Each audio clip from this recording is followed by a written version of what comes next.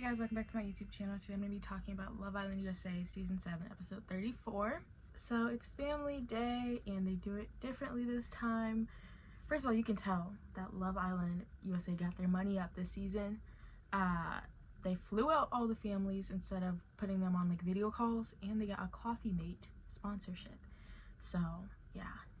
Before the families come, Chris is like telling the guys that if he had a choice, he wouldn't introduce Huda to his family because his mom and sister are harsh, and he's like worried about like what they'll think about him and Huda together.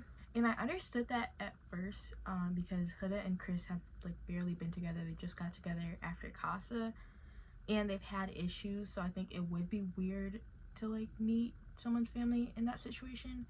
They also haven't really had any conversations about like what they're gonna do outside of the villa, whereas a lot of the other couples have had those conversations.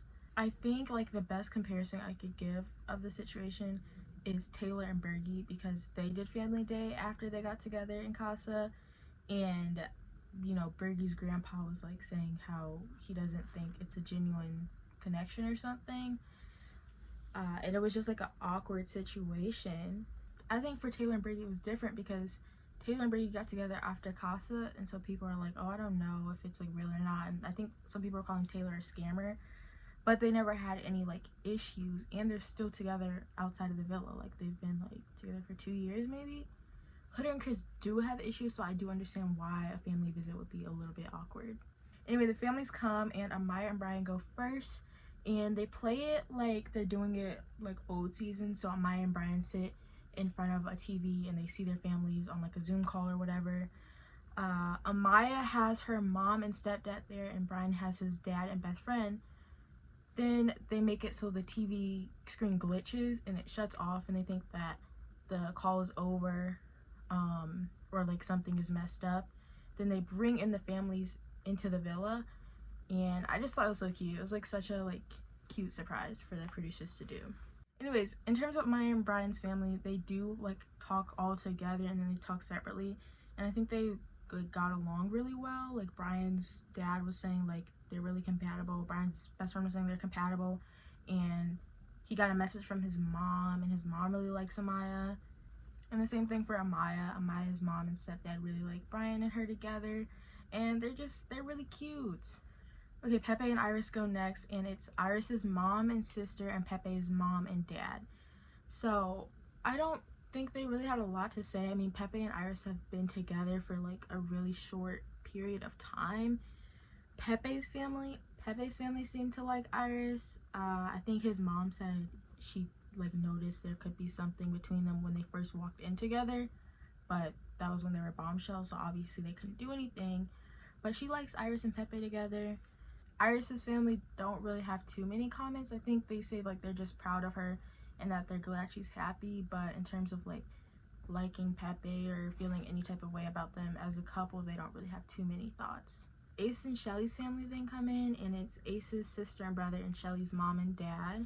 Their families actually talk to each other. Pepe and Iris's family didn't have like a conversation all together, but Ace and Chelley's family talked to each other, and they were really cute. Like their families really like each other, it seems like. His sister says that she did like when they had a disagreement because they were like respectful towards each other and they didn't make it into a bigger thing than it was. So she says that's when she started liking them, because she knew like they were keeping it real and like they weren't like playing anything off for TV. Chris and Huda's family then come in, and it's Huda's older sisters and Chris's mom and sister. They do talk together and they say like they like each other, like the families like each other. They do talk together at one point, but then they split off, and Chris was like worried about what his parents or what his mom and sister were thinking, but they both say they do like Huda and that they have like a lot of respect for her, or they see it from a woman's standpoint because she's a single mom, so they don't think of her any type of way or badly or anything. Huda's sisters also say that they like them together, and that they're like proud of her for her growth in the villa, because it's like been a drastic change between how she was acting with Jeremiah and how she's acting with Chris. They say that they like how Chris grounds her, and they've noticed that she's like happy with him or something.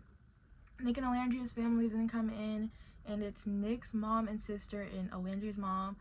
Alendria's mom says they have been oblivious to their relationship, and that she's been rooting for them. Nick's family is obviously really supportive. Like, you see them on TikTok. They've been Nick Alendria fans since day one, so you knew they were going to be supportive. Nick's family also invites Alendria over for dinner in Florida, and she's like, okay, I'll come. But yeah, they are so cute. Really cute together. I think I knew how Nick's family was gonna react for sure, because they've been on TikTok expressing how they feel about Nick Alendria. I didn't know how Alendria's mom was gonna react, because I don't think I've seen anything from Alendria's like Instagrams or Alendria's social medias about Nick Alendria until recently. But it went well. I think the families liked each other. Like, they were talking together too, and they both talked separately, and they said that they like the couple and that they think they're cute together and that they have a natural connection. Okay, finally there's a family dinner with like all the Islanders, and it starts off nice. They're like going through highs and lows of their time in the villa.